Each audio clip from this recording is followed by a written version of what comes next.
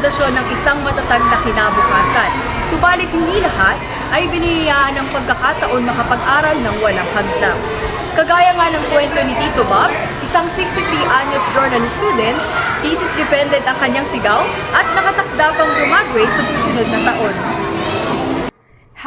#defended.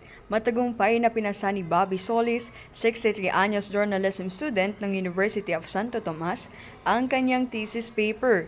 Sa susunod na taon nga siya ay magmamarcha na para sa kanyang diploma. Pinatunayan niya na hindi hadlang ang edad para makamit ang tagumpay at makatapos ng edukasyon. Dito nga sa Santa Cruz Elementary School, Dasmariñas, labis ang pagpapahalaga nila sa pag-aaral ng kabataan. Isa ang Special Needs Education Program o SNED, ang bukas na inaalok ng paaralang ito para sa mga kabataan na may kapansanan at nais pang magpatuloy ng pag-aaral. Ngayong taon, 133 na mag-aaral ang kasalukuyang naka-enroll sa Special Needs Education ng Santa Cruz. Si Chat Ruben, 22 years old at grade 1 student, ay mag-aaral ng Santa Cruz ES. Siya ay deaf at mute student na bahagi ng inclusive education.